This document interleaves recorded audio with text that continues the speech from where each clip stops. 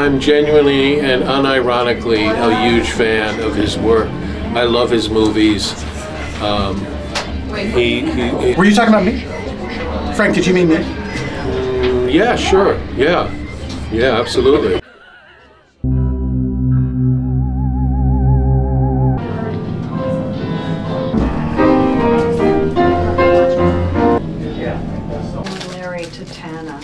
Hi, I'm Dana Gould, and we're here at Plan 9 from Outer Space Live, which is a show I've been doing for, 10 years, maybe more.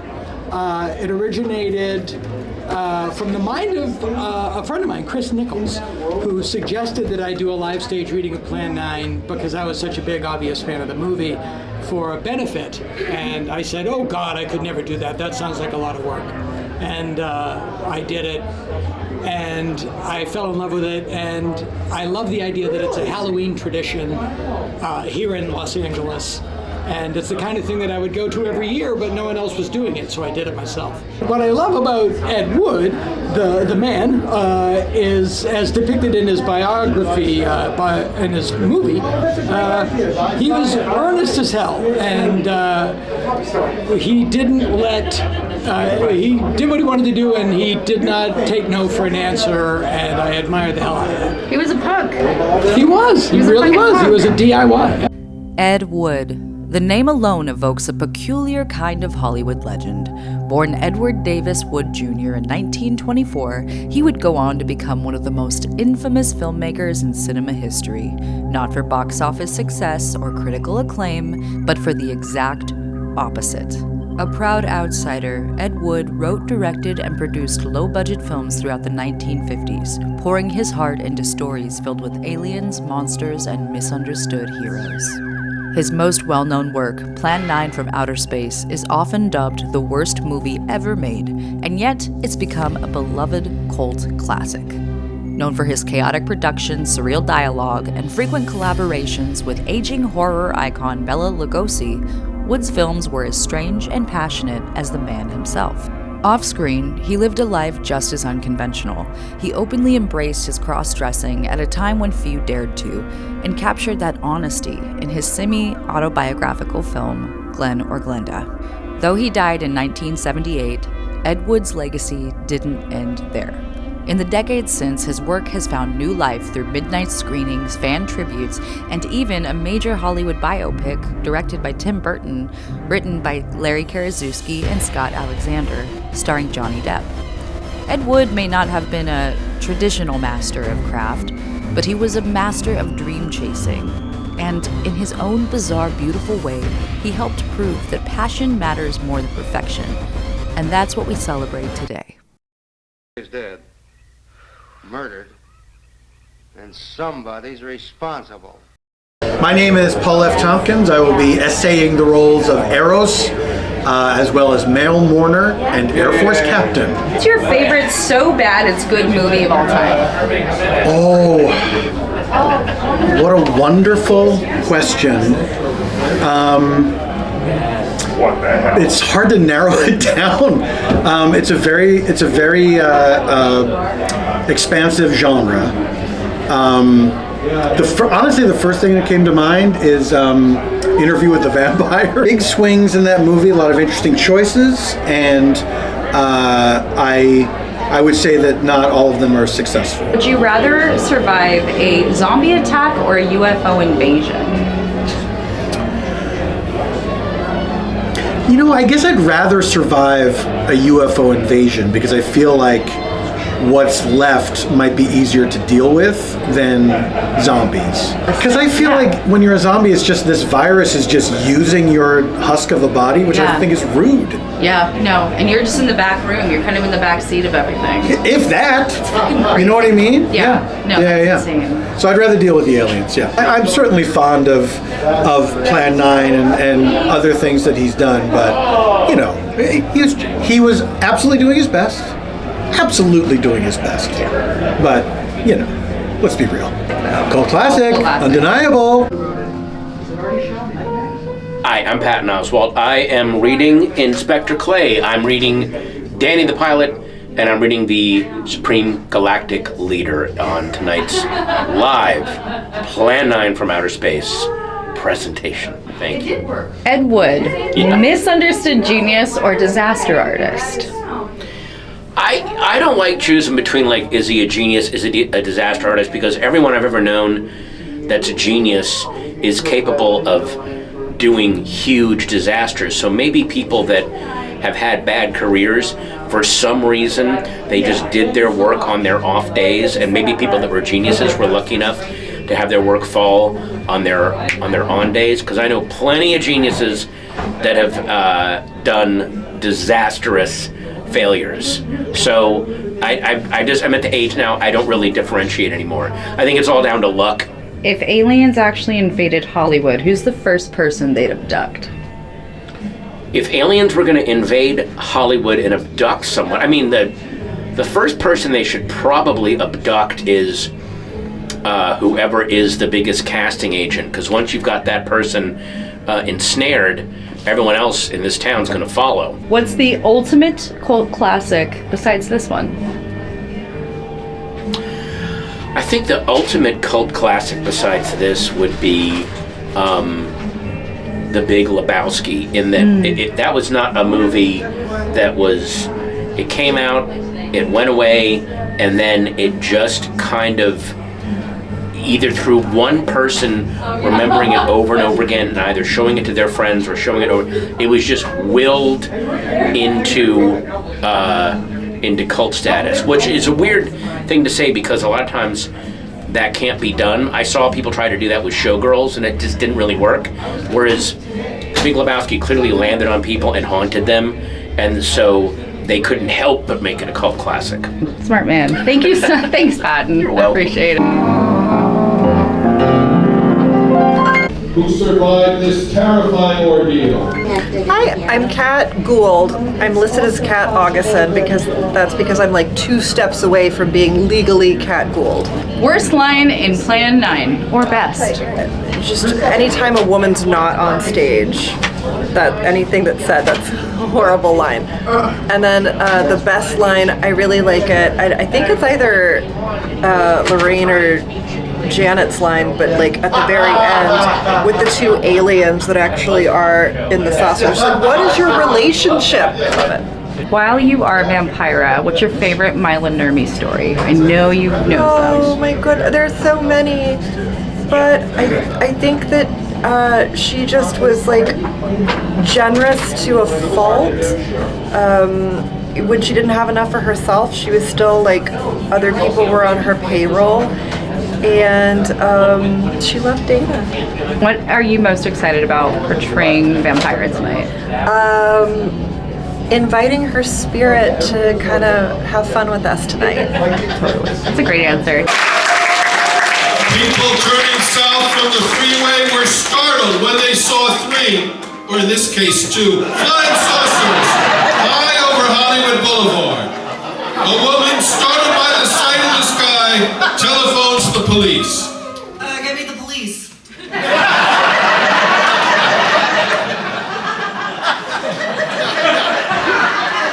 There comes a time in each man's life when he can't even believe his own eyes. Hi, I'm Kimmy Robertson. I'm playing Edith Felton. Which would you rather survive, a zombie attack or a UFO invasion?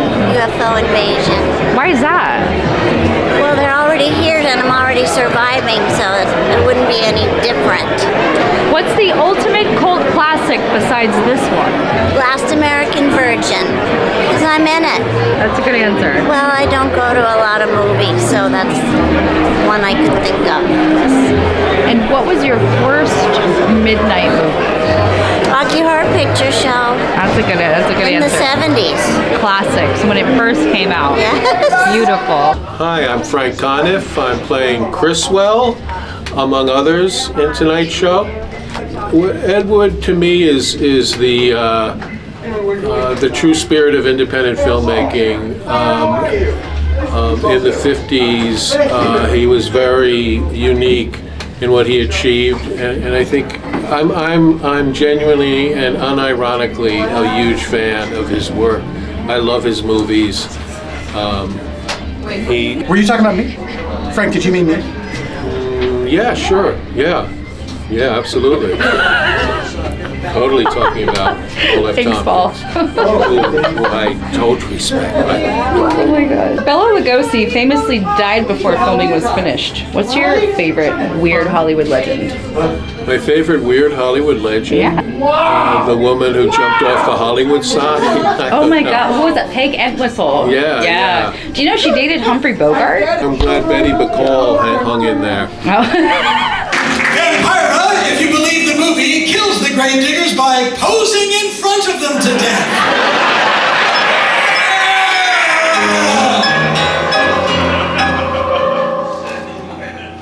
My name is Laraine Newman, and I will be playing Tana, Patrolman Larry, and Reverend Lemon. Which is harder, making people laugh at bad writing or making them cry with good writing? Oh, God. Well, for me, because I don't like to be exposed emotionally, making people cry with good writing, because I don't want to do that kind of work. Ed Wood, misunderstood genius or disaster artist? Disaster artist, but you know, there's value in that too. What is one movie that secretly terrified you as a child? Secretly? Yes. Or not so secret, it could be loud. As a child, probably The Haunting of Hill House. Hey, I'm Janet Varney. I'll be portraying Paula this evening. Which would you rather survive, a zombie attack or a UFO invasion? Ooh, I'm gonna go UFO invasion. Why for is sure. that? I think less messy. Feels like it might be less messy. I mean, unless it's Mars attacks. I don't know. Aliens might be freaks, though. I know, but at least we know. At least we know. If you could remake Plan 9 today, who would you cast as the aliens? Oh my. I mean, I can't do any better than our own cast. I'm deadly serious. Would you rather star in a box office flop that becomes a cult hit or a blockbuster that's instantly forgotten? Oh, definitely a cult classic. No question. You stand by your statement that you've seen these lines. Yes, sir. Well, this could mean a court-martial admitting this against the right order. She put on her sexy pants sexily. They'll be at the hatch in a moment. You can open it now, Tana. Turn off the electrics quickly. They can't tell us from anybody else. Out in the cemetery, 2 uniformed police officers walk amongst the tombstones, being extra careful as they are cardboard. It's tough to find something when you don't know what you're looking for. I don't think the lieutenant does either. Then what are we doing out here? I was off duty an hour ago. Don't ask me any questions. I'm a hardhead just like you. Meanwhile, in a different yet similar part of the cemetery, a different yet similar group of police officers have a different yet similar conversation. What do you suppose that noise was? Well, whatever it was no more strange than the other things happening around this cemetery.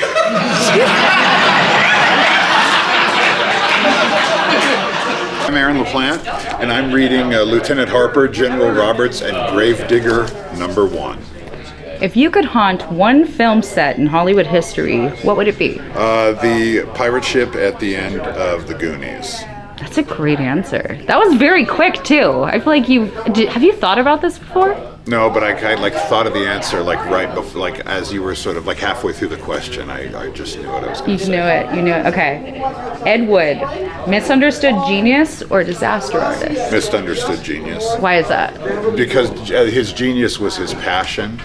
And sometimes passion can outweigh ability or traditional what people think of as an ability. But if you can move from somewhere else to Hollywood and make 5 or 6 films and release them, he's a patron saint of the DIY movement.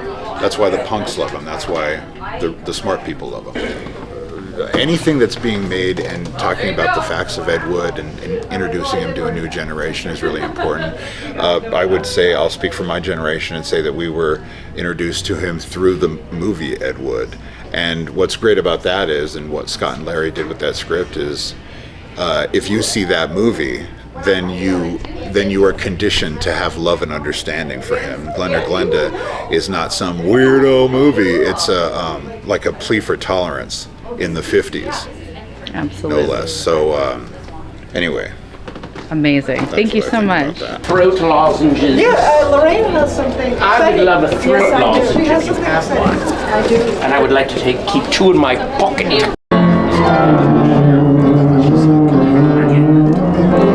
Who's humming?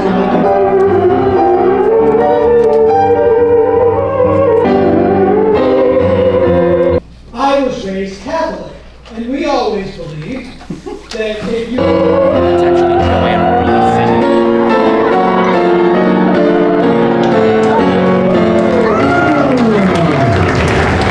What plan will you follow now?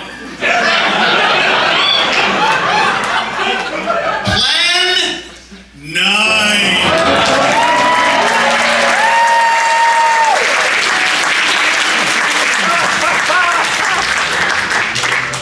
It's been absolutely impossible to work through these Earth creatures. Their soul is too controlled. Plan 9. Oh, yes. Plan 9 deals with the resurrection of the dead. Long-distance electrodes shot with opinion. Pituitary glands of recent dead. Have you attempted any of this plan as yet? Yes, Excellency. How successful has it been? We have risen 2 so far. We shall be just as successful on more. Yes, or his counterpart. It was shaped like a huge cigar. Danny saw it too.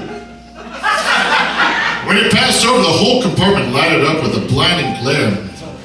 Then there was a tremendous wind that practically knocked us off course.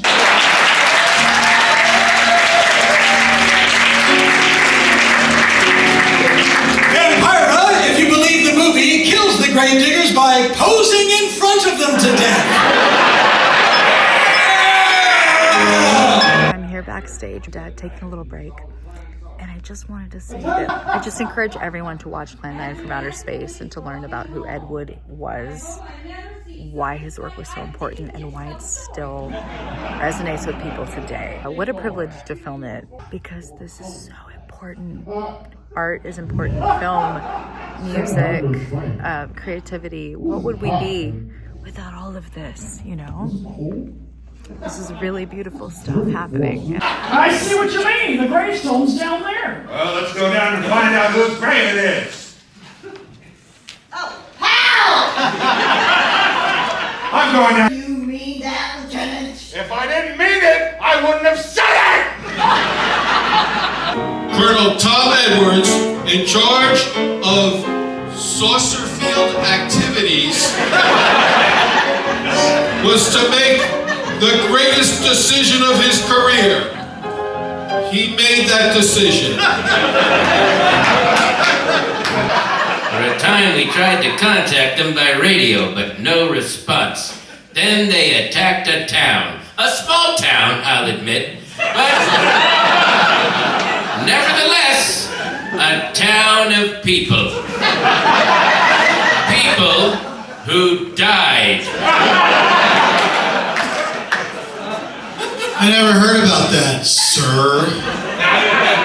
Well, it was covered up by the higher echelon. Looks like we beat them off again, sir.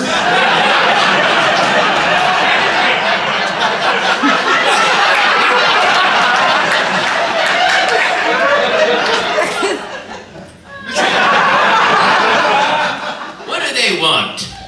Where are they from? Where? They, sir, who? Oh, this is a training maneuver, sir. We only did a little practice firing at the clouds. Yeah. I wonder what their next move will be. Any questions? I'm a hardhead just like you. The only spirit footprints he saw tonight were those I smelled on his breath. Well, don't forget, Mrs. Trent claims to have seen them too, and she didn't have anything on her breath. Chicks.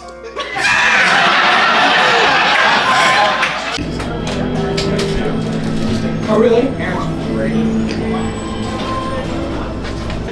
I'd like to thank everybody on this stage, starting clockwise or counterclockwise on the piano.